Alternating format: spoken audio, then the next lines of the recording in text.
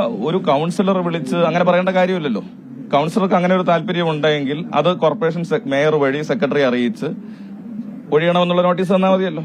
എങ്കിൽ അപ്പോഴല്ലേ ഈ വിഷയം ചർച്ച ചെയ്യേണ്ട കാര്യമുള്ളൂ. അപ്പൊ നേരെ ഫോണിൽ വിളിച്ച് ആവശ്യപ്പെടുന്നു എന്നുള്ളതാണ് ഇവിടുത്തെ പ്രശ്നം. നേരത്തെ പറഞ്ഞല്ലോ, യാതനാസ്വരത്തിലെങ്കിലും ഓഫീസ് ഒഴിയണമെന്ന് ശ്രീലങ്ക മാഡം എന്നോട് ആവശ്യപ്പെട്ടു. പറ്റില്ല എന്ന് ഞാനും പറഞ്ഞു. അത് വളരെ ക്ലിയർ ആണ്. ഇപ്പോഴും ഞാൻ അത് തന്നെയാണ് പറയുന്നത്. കോർപ്പറേഷന്റെ നോട്ടീസ് കിട്ടിയാലും ഞാൻ പറയുന്നത് മാർച്ച് മാസം 31 വരെ ഞങ്ങൾ ഒഴിയാൻ തീരുമാനിച്ചിട്ടില്ല. അപ്പോൾ കഴിഞ്ഞ 7 വർഷമായിട്ട് ഇവിടെയാണ് പ്രവർത്തിക്കുന്നത്. ഇവിടെ തന്നെയാണ് കൗൺസിലർമാരുടെ ഓഫീസ് ഉള്ളത്. ഈ കൗൺസിലറുടെ ഓഫീസ് നേരത്തെ LDFന്റെ കൗൺസിലറായിരുന്ന ശ്രീമതി ബിന്ദു 5 വർഷം ഉപയോഗിച്ചതാണ്. അത് കഴിഞ്ഞ് BJPയുടെ തന്നെ കൗൺസിലർ ശ്രീ മധുസൂദനൻ നായർ അദ്ദേഹം ഉപയോഗിച്ചതാണ്. അദ്ദേഹത്തിന്റെ തന്നെ ഒരു ലേഡി സ്റ്റാഫ് ഇവിടെ വാർഡ് കമ്മിറ്റി ഓഫീസ് സെക്രട്ടറി ആയിട്ട് ഇവിടെ ഉണ്ടായിരുന്നു. ആ സമയത്തെല്ലാം ഇത് സുഗമമായി നടക്കുകയാണ്.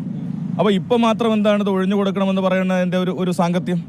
അപ്പോൾ ഇവിടെ നൂറുകണക്കിന് ആളുകൾ ദിനം പ്രതി വന്നു പോകുന്ന, ജനങ്ങൾക്ക് വരാനും പോകാനും പറ്റിയ സൗകര്യമുള്ളൊരു സ്ഥലമാണ്. ഇവിടെ ഒരു കൗൺസിലർ ഓഫീസ് പ്രവർത്തിക്കാനുള്ള എല്ലാ സാഹചര്യവും ഇവിടെ ഒരുക്കിയിട്ടുണ്ട്. 2 ഗേറ്റുകളുണ്ട്, എല്ലാ സംവിധാനവുമുണ്ട്. ഇവിടെ ഒരു കൗൺസിലറായി ജയിച്ച ഒരാൾ എനിക്ക് ഈ സൗകര്യം പോരാ എന്ന് പറഞ്ഞ് MLAയോട് മാറാൻ പറഞ്ഞാൽ അത് മര്യാദകേടല്ലേ, ശുദ്ധ മര്യാദകേടല്ലേ അവർ കാണിക്കുന്നത്? അപ്പോൾ അത് അങ്ങനെ ഒരു തിട്ടൂരം അനുവദിച്ചു കൊടുക്കാൻ ഞങ്ങൾ തയ്യാറല്ല. ഇനി നിയമപരമായിട്ടുള്ള എല്ലാ പോരാട്ടവും ഞങ്ങൾ നടത്തും. ഈ ഓഫീസ് ഞങ്ങൾക്ക് മാർച്ച് മാസം 31 തീയതി വരെ നിയമപരമായിട്ടുള്ള കാലാവധിയുണ്ട്. ആ കാലാവധി കഴിഞ്ഞും പുതുക്കുന്നതിന് ഞങ്ങൾ കോർപ്പറേഷനോട് ആവശ്യപ്പെട്ടിട്ടുണ്ട്. കോർപ്പറേഷൻ ഒഴിപ്പിക്കാനാണ് ഭാവമെങ്കിൽ ഞങ്ങളതിനെ നിയമപരമായും രാഷ്ട്രീയമായും നേരിടും. അല്ല, ഞാൻ ചോദിക്കട്ടെ, MLAയെക്കാട്ടി മുകളിലാണോ ഒരു വാർഡ് കൗൺസിലർ? ഇങ്ങനെയുള്ള സില്ലി ചോദ്യങ്ങൾക്ക് അവസരം കൊടുക്കരുതെന്നുള്ളതാണ് എനിക്ക് അവരോട് പറയാനുള്ളത്. കാരണം ഒരു നിയോജക മണ്ഡലം, ഈ തിരുവനന്തപുരം നഗരസഭയിലെ 26 കോർപ്പറേഷൻ വാർഡുകളെ പ്രതിദാനം ചെയ്യുന്ന നിയമസഭാ പ്രതിനിധിയാണ് MLA. ഒരു ചെറിയ വാർഡിന്റെ പ്രതിനിധിയായിരിക്കുന്ന ഇന്നലെ വന്ന മുൻ മേയറായിരിക്കുന്ന അല്ലെങ്കിൽ നിലവിൽ MLA ആയിരിക്കുന്ന ഒരാളെ ഈ നിലയിൽ അവഹേളിക്കുന്ന പ്രസ്താവനകൾ നടത്തുന്നത് ശരിയാണോ? അതുപോലെ അവർ പറയുന്നത് അവരുടെ അലമാരി എല്ലാം വെച്ചിരിക്കുന്നത് ടോയ്ലറ്റിന്റെ അകത്താണെന്നാണ്.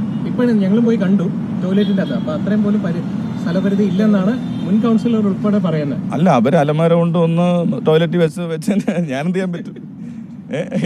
എനിക്കതിലെന്തെങ്കിലും പരിഹാരം? അലമാര വേണമെങ്കിൽ എന്റെ ആളിനെ വെച്ചിട്ട് ഞാൻ മാറ്റി വെച്ച് കൊടുക്കാം.